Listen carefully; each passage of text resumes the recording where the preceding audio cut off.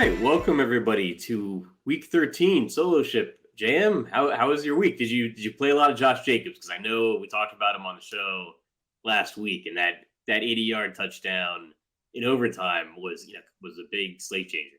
Oh, of course I played Josh Jacobs. I had my one of Josh Jacobs or Devontae Adams rule on every roster. So I had, I think, like 45% Josh Jacobs. I also had like 8 to 10% Zay Jones. So that ended up being really nice in large field play. Interestingly, I had some rosters that were really live in the slant heading into the late games if Devontae Adams had like a 35-pointer, because I had nobody ahead of me with Devontae Adams. So he disappointed. And so those rosters kind of fell back. And then rosters that were further back jumped up with Jacob. So another nice weekend. But here's a crazy thing for you. I haven't told you this.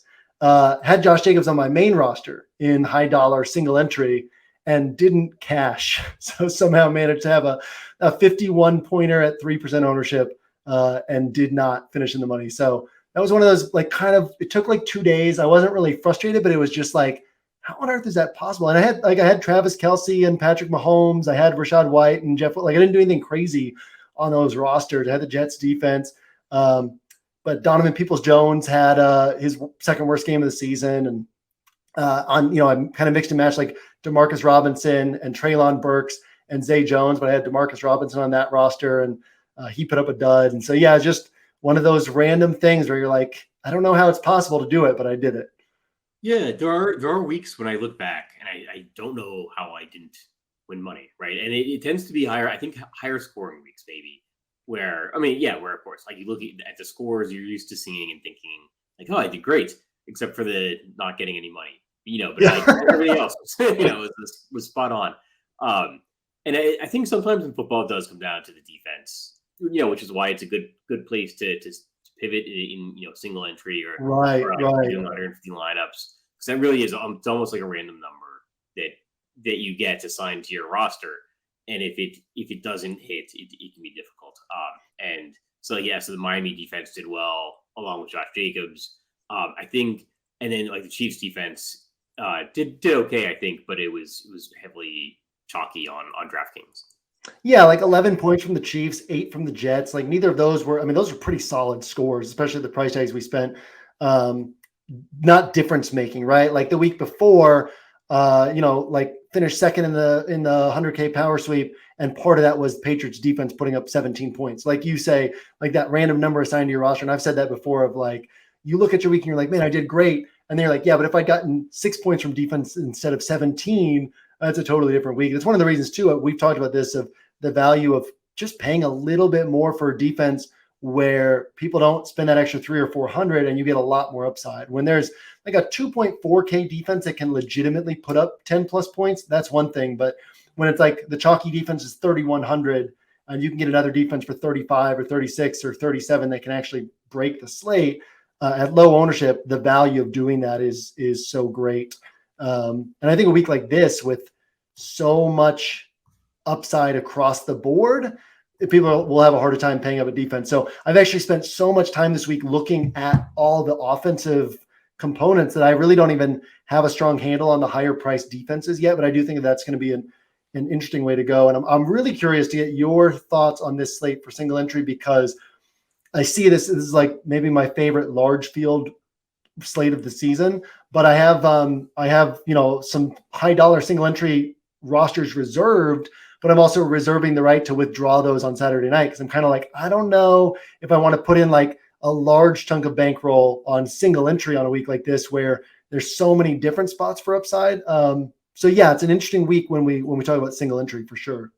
It is. It seems like it's pretty wide open, and there's more games. I mean, like, we're not used to this many games. We've kind of gotten into this like groove of like 10 game slates. I think it was 12 games for this slate, and we have much higher scoring games than we have the previous weeks. There's not as many quarterbacks not on the main slate. So I think it's like only 2 teams on the bye week. And then particularly in the afternoon, I think it's the first time in a while we've had 4 afternoon games, and we've got some high totals there.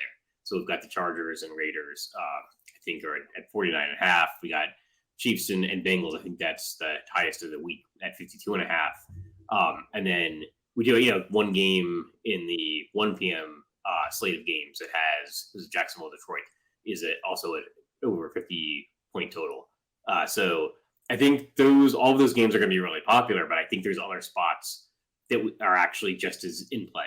I think I read the 1 week season write-ups. I thought they were excellent, and I think you touched on a couple of spots that could exceed those higher point total games, and those higher point total games may not be the ones that hit.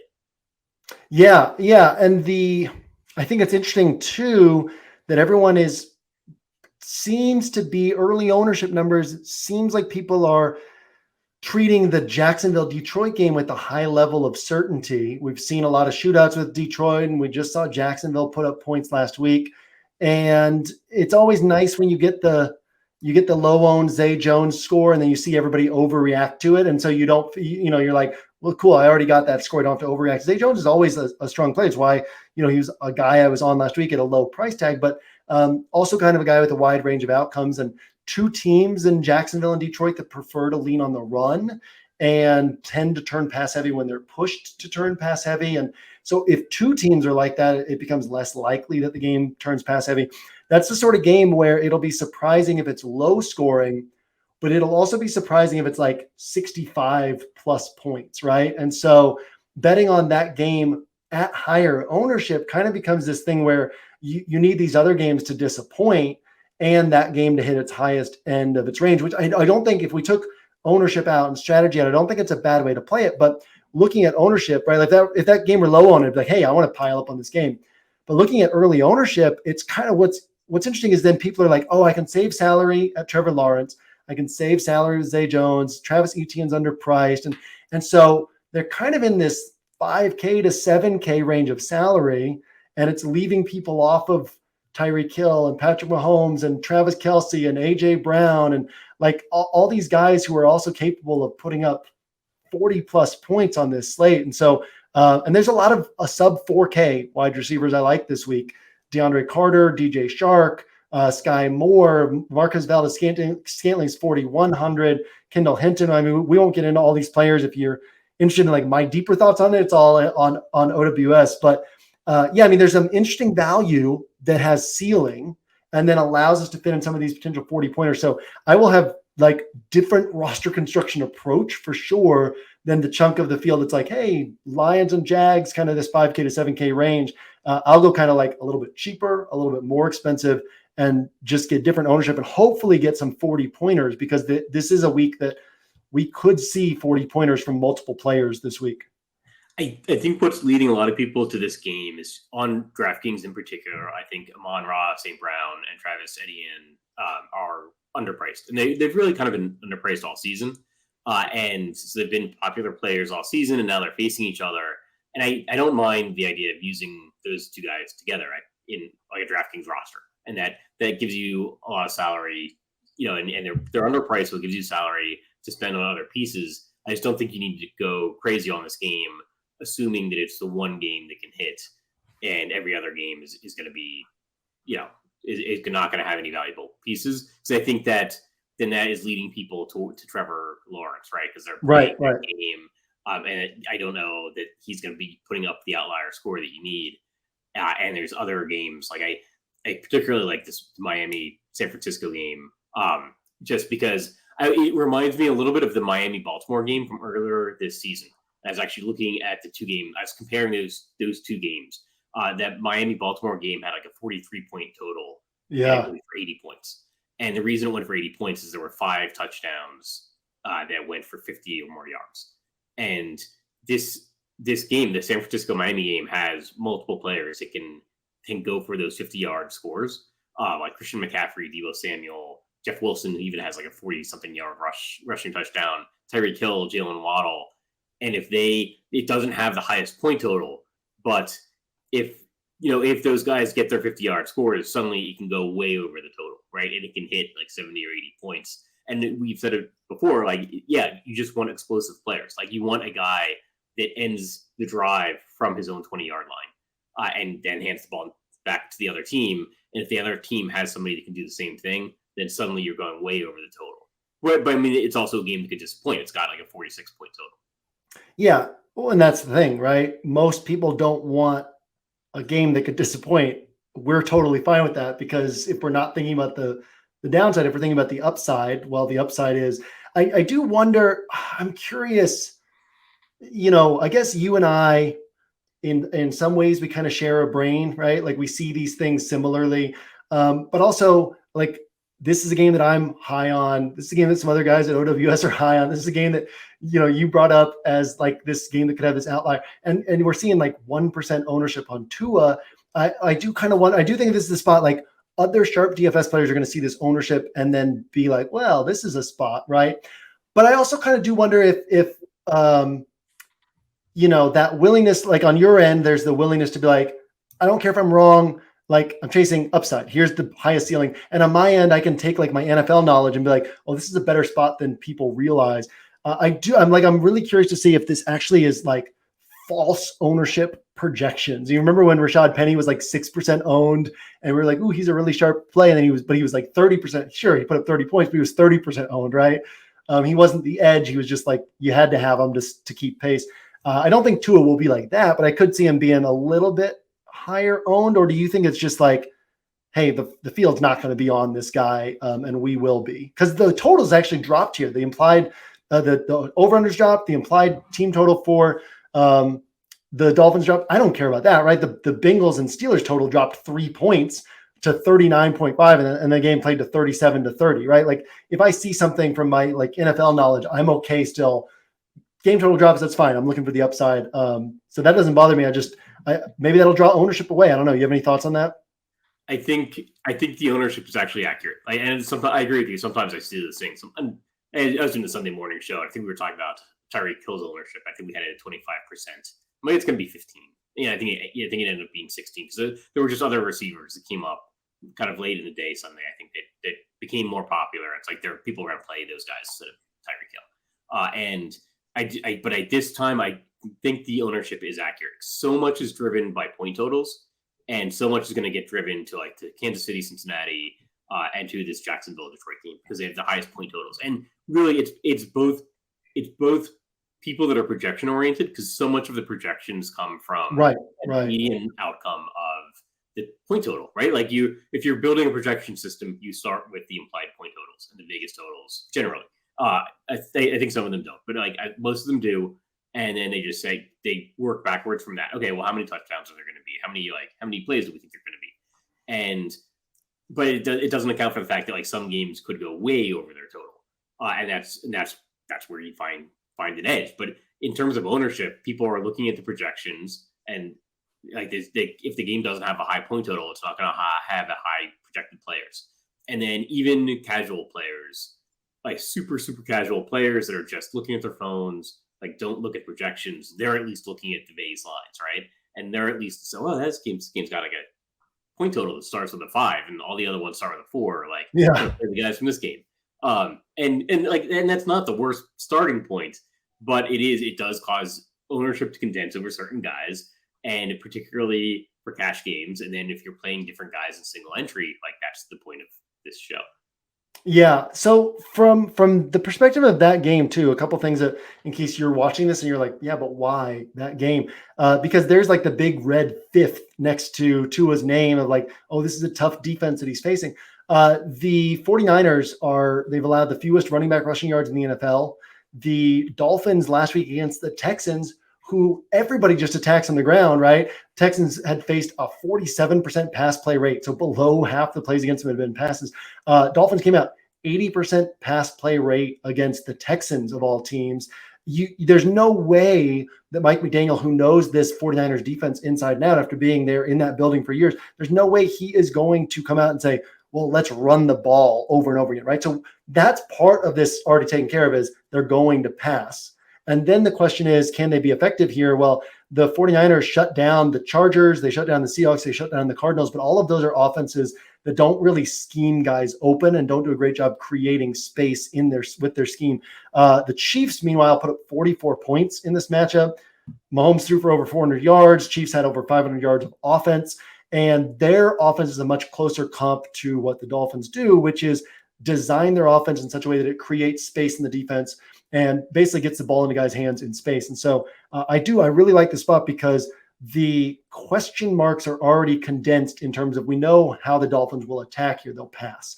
Dolphins have also allowed the second fewest running back rushing yards in the NFL. So if the 49ers are behind, we know that they have weapons. We know that they're capable of scoring quickly, and they're likely to feel comfortable tilting away from the ground. Also, Christian McCaffrey's not a great fit for their run scheme, but he's a great fit for their passing attack. And so with Elijah Mitchell out, this is a spot where it would make sense for them to lean on Christian McCaffrey in that more dynamic way. And yeah, I mean, that's a game that I love. And I also like the fact, Cincinnati, Kansas City, two high pass rate teams, right? Great game environment. But we can keep in mind that game, AFC Championship, was 27-24. And that's, Vegas is still saying 50% of the time it'll finish below whatever, 52.5 points. That's the type of game where it would finish below, is not way below, but just kind of in that range, where if that happens, that's not a had to have a game environment with the price tag. I really like that game as well, by the way, but not a had to have a game environment. And then this Miami and San Francisco game could really take off. But yeah, I mean, that's a spot where if I'm going single entry this week, I mean, I'll definitely have some 3-entry max, right? And some lower dollar, like some $100, $200 single entries. I don't know if I'll play the game changer 1,500 buy-in with single entry. But if I do, that's definitely a spot I'm leaning toward, because it's like your qualifier approach, right? It's like, where can I get the most upside at really low ownership? Because then you get that first place or nothing type of setup. Yes. So in the vein of kind of lower point total games with guys, I don't understand why they have single digit ownership, and I think it's going to change, but then I think, oh, maybe it won't. Is Houston and Cleveland is an interesting game for me, because I think there's a huge storyline with Deshaun Watson going back to Houston. We've got him as, I think, the second highest owned quarterback in the RotoGrinders ownership projections. Second highest owned quarterback is Deshaun Watson, and Houston gives up more rushing yards than any other team in the league. Cleveland likes to run the ball. They've got one of the best running backs in the league. Why is Nick Chubb at 5% ownership? I know he's expensive, and he generally hasn't caught passes. But why wouldn't Cleveland just run Nick Chubb, especially if they're trying to get Deshaun Watson, trying to get him a win, and they're trying to get him, they want him to throw some touchdown passes, but they want to get him a win. They want to get him acclimated to the offense, playing in front of huge numbers of fans. Why wouldn't they just run Nick Chubb the whole game and see if Houston can tackle him? Yeah, the way you just described how the Browns are probably viewing Deshaun Watson is exactly the way I'm seeing it, right? He hasn't played a game in 2 years, and he's only been able to practice the last few weeks. And the Browns are still inside their building. They still feel hey, if we keep winning, we still have a shot at the playoffs, right? So it's not like they've been giving Deshaun Watson first team reps for games that they need to win that week, right? Jacoby Brissett's been getting the first team reps. Deshaun Watson's just practicing. He's been running the scout team, in fact. And so it's not like he has a ton of rapport with these wide receivers and timing. And Stefanski has talked about hey, those reps from the summer are still banked, right? But it's hard to come into a live game for the first time in 2 years and be fully in stride. I did point out this week that Deshaun Watson in 2020 had some 30+ point games on 33 pass attempts, 25 pass attempts, 35 pass attempts. But I think he'll have to do that, right? I think he'll end up with 29 to 33 pass attempts and need to put up 300 yards and 3 touchdowns. If he's low owned, I'm interested in him. If he's high owned, I'm not, is kind of how I see it. Chubb's interesting, right? He has 2 games in his career north of 33.3 DraftKings points. And they came in 2018 and 2019. So it is it's hard for him to bury you for not having played him. And I do think I'll say this too, when you were talking about Amon-Ra St. Brown, the opportunity cost of not targeting a 40-pointer this week, I feel, is somewhat high. And maybe I'm wrong. Maybe only 3 guys top 30 points and nobody tops 35. But the way I'm playing this slate is who could get me 40? And so if Amon-Ra St. Brown puts up 23, 24, everybody who rostered him at 7,100 is going to be nice. That's a great score. But that's a big chunk of salary that prevents you from playing A.J. Brown, Tyreek Hill, Austin Eckler, Devontae Adams, Josh Jacobs, these guys who could get you, Christian McCaffrey, Deebo Samuel, these guys who could get you 40 points.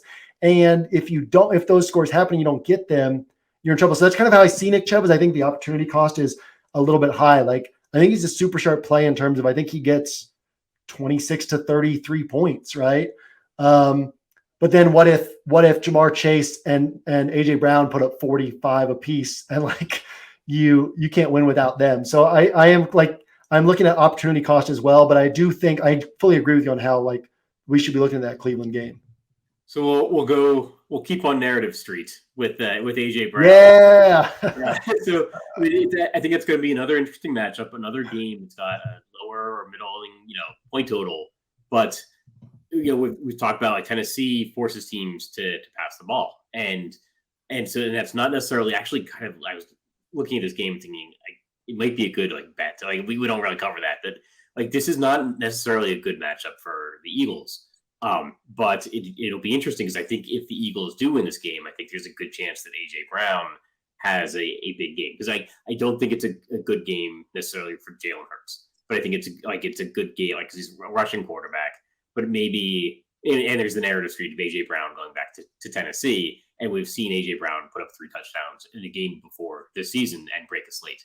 And so he's an interesting, wide receiver that's not necessarily projecting that well. And again, it comes down to the point total of the game, but there's a handful of reasons why he could easily break this slate. Yeah. So this is a really interesting spot for me. And I think that the perception, I won't go super deep into this, but the perception here is like, yes, Tennessee tilts teams toward the air, but will the Eagles actually take advantage of that? Like, will they actually pass the ball, right? And we saw them like go run heavy against the Packers, but of course you're going to do that against the Packers, right? The Packers are great pass defense, bad run defense. The Eagles are like middle of the pack in pass rate over expectation. And the expectation against Tennessee is to go pass heavy, right? And the closest comp for what the Eagles are facing this week is Washington, as far as like what else has been on their schedule. Washington ranks 14th in DVOA against the pass, 4th against the run. Tennessee 17th and 1st. So 2 games against Washington. The first game, Jalen Hurts threw 340 yards, 3 touchdown passes, 35 pass attempts. Second game, he only threw 26 passes. But the Eagles only had the ball for 19 minutes and 34 seconds. And the Eagles called a pass play on 16 of their first 21 plays in that game. And 3 of those plays, we can throw them out because the Eagles started with, they forced a fumble, got the ball at the 18-yard line. These were not scripted plays. It was a sudden change, get the ball at the 18-yard line. They ran the ball 3 times and scored a touchdown. So their other first 18 plays were 16 passes and 2 runs. And so I think that we can look at this and say, how are the Eagles going to play here? Like Nick Sirianni, this is why I watch all these coaching press conferences every week. Nick Sirianni has talked about being adaptable, right? And so I think that the perception in this spot is like, man, most teams attack through the air here, but what are the Eagles going to do?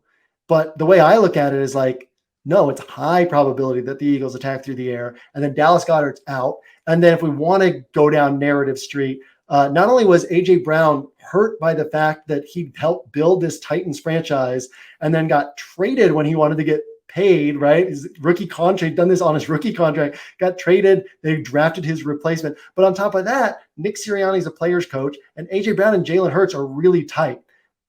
Shower narrative, whatever, right? But these two are close friends. And so it would seem that pretty high probability in my mind that the Eagles attack through the air. B, pretty high probability that they say, hey, let's get the ball into AJ Brown's hands here. So 3% ownership. I checked this morning. It was like, where's AJ Brown going to be? Roll the dice, right? Like, is he going to be like 12%, 5%? When I saw 3%, it was like, well, I mean, I'm going to be at least like 5x that in large field play, maybe 10x that in large field play. And I might have him on my main roster. So yeah, I like that play a lot this week. It's interesting because there is always this question, and you see this across sports, of like, how much do you put into narrative? And I think in football, particularly later in the season, particularly if it's not going to affect like playoff positioning, like I put a ton of emphasis into narrative. In NBA regular season as well. Like, I think there's narrative because like the games just aren't as meaningful, over the course. Yeah, that makes sense. But yeah, and like in football, like why wouldn't they? Like, if you're a quarterback, you generally, you've got to throw the ball to somebody in the red zone. And of course, you want someone that's open and can get a touchdown. Like if AJ Brown has a huge game, Devontae Smith is not going to get annoyed or upset, or Yeah. whoever else would be expecting to get, thrown in easy. Well, of course, it's good. It's good we got AJ Brown, his touchdown or his 2 touchdowns or 3 touchdowns against the Titans because that's really meaningful to him. And this is an Eagles team where they want to keep everybody happy. Like maybe that's the most important thing at this point in their season right now is keep everybody happy and like let's roll into the playoffs. Like, yeah, of course they want to make AJ Brown happy. And have him go into Tennessee and put up a big game. So yeah, I don't think there's any reason not like to get away from the narrative. It's not like we're saying, oh man, let's go all in on DJ Shark, because he's gonna like have a nice game against the Jags. Because if they're and I like Shark this week as a salary saver, but if they're focused on Shark, they're lowering their chances of winning. Well, if the Eagles already have to pass and they decide to focus on AJ Brown, like they're increasing their chances of winning along the way. So it would make sense for them to do, like, even if we didn't have the narrative, AJ Brown would be a guy I would like this week. And so, yeah, I mean, I think that the fact that he's coming in with low ownership, I mean, it's a very easy bet to make in large field play just from an upside perspective. But if I lose on a main build because AJ Brown puts up 16 to 18 points, like I can live with that just because I know that this is a week where I think that the way to win is going to end up being getting 40 pointers. And he's one of the guys who's like capable of those 40 pointers. I mean, like an AJ Brown plus Burrow plus Jamar Chase plus Tyreek Hill build, if you can figure out a way to do it, like people won't be on that. People are scared of the Jamar Chase ankle return. People aren't playing AJ Brown. Tyreek Hill's ownership's a little bit low. And that could be, could be 120 points right there. Throw in Kittle opposite Tyreek Hill, right? And that could be like 160 points from these 4 guys. Actually, I think the Kittle call is interesting because he's a guy that can be very dependent on game script. If the 49ers are just trying to run out the clock, like then he's going to be blocking. He's going to be run blocking. But if the game is wide open, he can, then he's running more routes and he's out there, in a position to break a position at tight end where getting that position right can be a big difference on your DFS rosters. Yeah, a couple of weeks ago, we took an under on Jimmy Garoppolo 32.5 pass attempts. And I dug up that like in his previous 14 wins, he'd been under 32.5 pass attempts 13 times. He was like 13-1 to the under in wins. And it was, I forget what game it was, but they were favored by like 10 points, right? So you're like, if they're winning, you're winning this prop. And that's the thing with this 49ers offense, right? If they're winning, then they're going to lean on the run.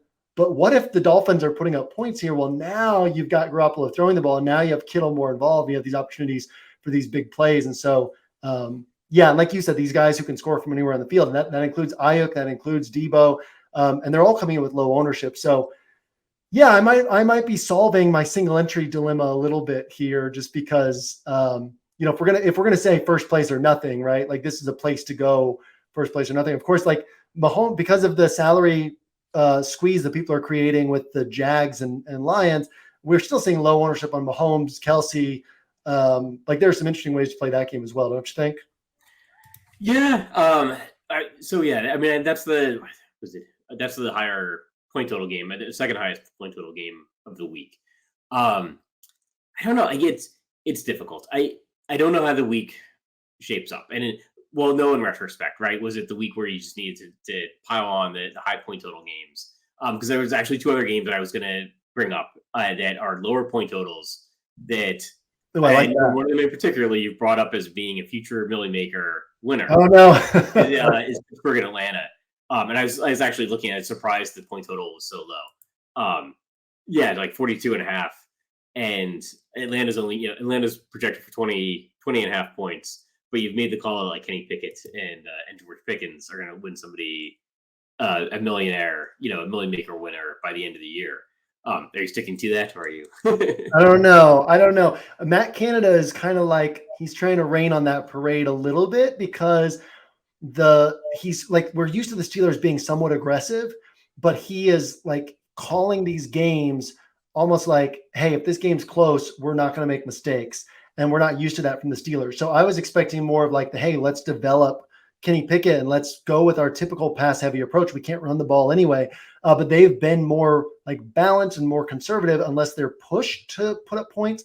And so I don't see them proactively throwing the ball and trying to put up a bunch of points in this spot. what I do think is interesting is that if they do, right, like Kenny Pickett's, I think it's in 6 of 7 games, he's thrown the ball over 30 times, right? So like, or 30 plus times. And so like, he's still going to throw the ball 33, 34, 35 times. And if he's doing that, there's still opportunity against this defense for 300 yards, 2 or 3 touchdowns. But I think we would need Atlanta to push them in order for the game environment to really take off. And that's harder for me to see. But the great thing too is it's a cheap stack, right? So it frees up salary to get some of these extra upside pieces. But I am like, I do think that prediction's in jeopardy because of the way that they're calling this offense. Definitely not one that I'm on in single entry, but I like Pickens as like an upside guy at 5K and Brian Muth at his price tag. I like both of them, but yeah, I'm a little concerned about my call on that one.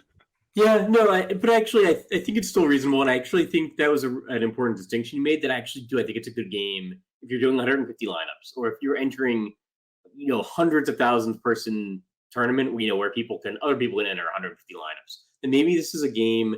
Atlanta's like fifth most yards allowed in the NFL. This game's going to see like minuscule ownership. So why not? Like, why not play the Pittsburgh, Pittsburgh stack? Maybe this is a week. Maybe this is a week there. They're trying to develop Kenny Pickett more.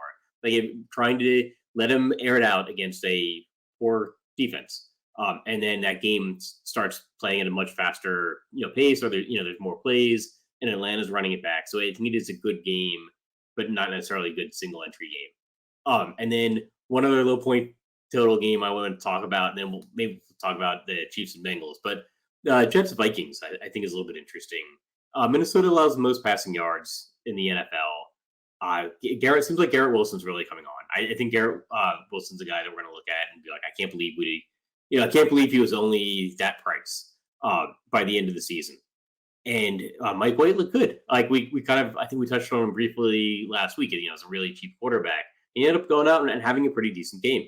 And so can the Jets put up points against this? And then also looks like Michael Carter is going to be out as well. So you might have some very cheap pieces from the Jets that you can fit in. And then they're one of the best wide receivers in the NFL on the other side, although with a difficult matchup. Yeah, I don't think I'll go.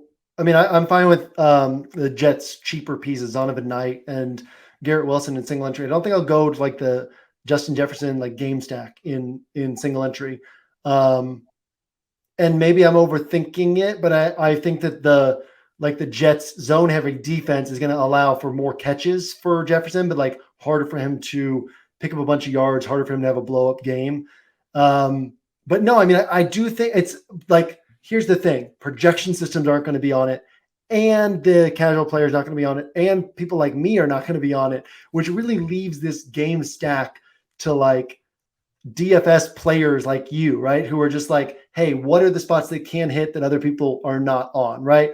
Where like a couple years ago when Blender was in our Discord with all our contributors, and like some of the things that he would say in there, like when Cubs fan was playing heavy volume and he'd text me, like some of the thoughts that those guys have, like me as an NFL guy, I'm like, yeah, but that's just wrong. Like that just can't hit. But that thinking allows you to find the plays that do hit when I'm like, yeah, but it really can't. And so that's kind of how I see that one. I do think that you said that about Garrett Wilson's price, and like that brought up to me in my mind, like Mike Johnson on our site said that in like week 4 about Garrett Wilson. He's like, this is a guy who's probably going to be like 7K deeper into the season. And then, Zach Wilson ended up killing his value there for a while, but now we got a chance, right? To maybe this is a 7K wide receiver that we're getting at 5,300. So I do like that side of the ball. And I think that Minnesota's going to score enough that the Jets will have to do something on offense, and they're cheap. But I can't pull the trigger on the game environment. What about you? I will probably end up being overweight. I'm going to probably end up being overweight Garrett Wilson because he doesn't have to do a ton. And there's not a ton of value that I'm seeing, but there's a lot of expensive pieces that I want. Yeah. So but I think Garrett Wilson will be a guy that I'm comfortable putting in and knowing he has high upside. Like he could have slate breaking upside. I mean, he could be an excellent NFL wide receiver. And I think it was Zach Wilson who was maybe holding him back. And maybe that was a blessing, right? For DFS players that are interested in playing Garrett Wilson at a lower price later in the season. Because if he had a better quarterback the whole year, like maybe he would be 7K and 8K, and maybe we'll see that by the end of the year. Maybe not, but it's an interesting environment. So they'll be in Minnesota, and I think maybe it's not single entry. Maybe it's something to be overweight on if you're doing 150 lineups. But I like that idea of maybe like playing Mike White and Justin Jefferson, along obviously like Garrett Wilson, and then we'll see what happens with the Jets running back situation, because I think it was Bam Knight could be getting more work, and he's a value piece as well. So I think last game, we maybe should talk about it. Is that this Chiefs Bengals game? Focus on that just for a couple minutes. It's the highest point total. It's a rematch of the playoffs, but I don't know that it's going to hit the total that it needs to hit to pay off the player salaries. I guess the pieces that I'm interested from the game are so expensive, and there are peripheral pieces, particularly with the Kansas City wide receivers, but it can be tough to get them right, and there's so many of them now. Like there's Juju Smith-Schuster, Marquez Valdez-Scantling, Sky Moore, Justin Watson. You're trying to guess right there, I feel like. And then Mahomes and Kelsey are very expensive. Yeah, I mean, this is the type of offense that they can be down to 4 receivers, and then you look in their box score and like 11 players caught a pass, and you're like, who's this guy? And who's this guy? Who's this guy? And that's like what they capitalize on right now is you just don't know what they're going to do, but that's really like it does become the offense. It's the antithesis of the Raiders, right? Where when I was just on Pete Overzet's show, he brought up a roster that Osmo won the spy with, and it was Derek Carr and Matt Collins and Josh Jacobs and Devontae Adams. Like somebody asked about one of Osmo's rosters earlier this year on our Inner Circle podcast, and I broke it down of like why it made so much sense to go so overweight on the Dolphins, right? But it's these concentrated offenses where you say, if this team scores a lot of points, I know I'm getting all the production by getting like these 4 players. The Chiefs, you could take 4 players and like get 3 of them wrong, like you don't know where the production is going. So that is hard. It could end up being like a 38-31 game, and you still end up on the wrong pieces on Kansas City. So it gives you extra things you need to get right. You need the game environment to take off, and then you need to guess the right pieces. Whereas like Dolphins, we already know they're going to pass. We know who they're going to pass to. So it's just like, are they successful or not? And so I do think that Kansas City gives you extra things to have to get right.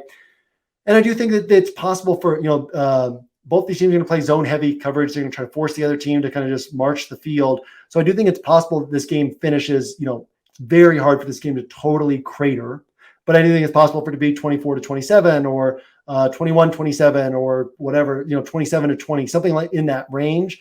And then you didn't have to have it in order to win. So, yeah, I mean, I like the fact that Jamar Chase, I like the fact that people are going to be kind of nervous to play him coming back from the ankle issue, but also he had like 54 receiving yards against Kansas City in the playoffs, right? So he's capable of 266 yards. He did that week 17 against them last year. He's capable of 54 yards in this matchup. So yeah, I mean, I think it's a very good game. I think the ownership's coming in a little lower than it really should, but it's also like, I don't think it's a game that's just definitely going to smash. And like you said, at the price tags, you do still need a lot to go right. I think I'm looking at the prices, and I'm realizing I'm going to end up underweight this game, probably potentially by a lot, just because it's so hard to stack this game and have anything left over on a week where we don't have necessarily a ton of value right now. Maybe if stuff opens up by Sunday, but it's going to be tough to fit this game together as a stack, and even the individual pieces are expensive enough.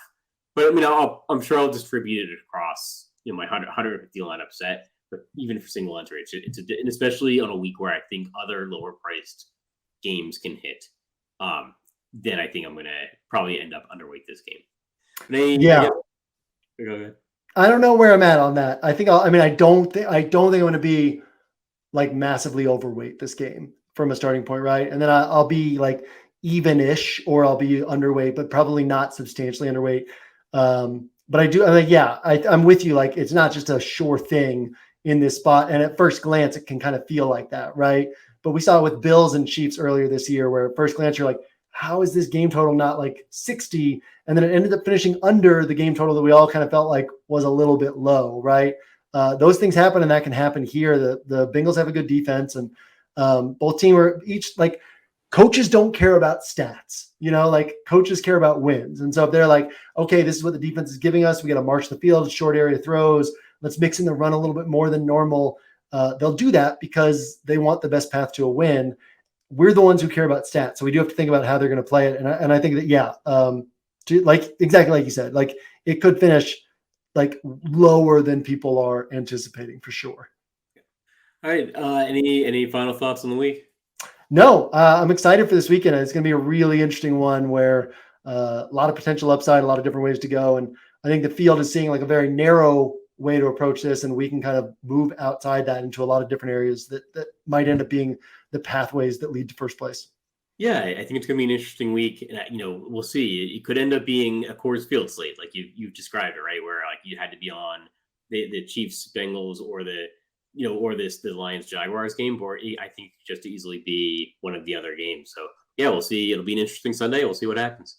All right, that'll do it for Solo Trip this week, and we'll see you guys next week.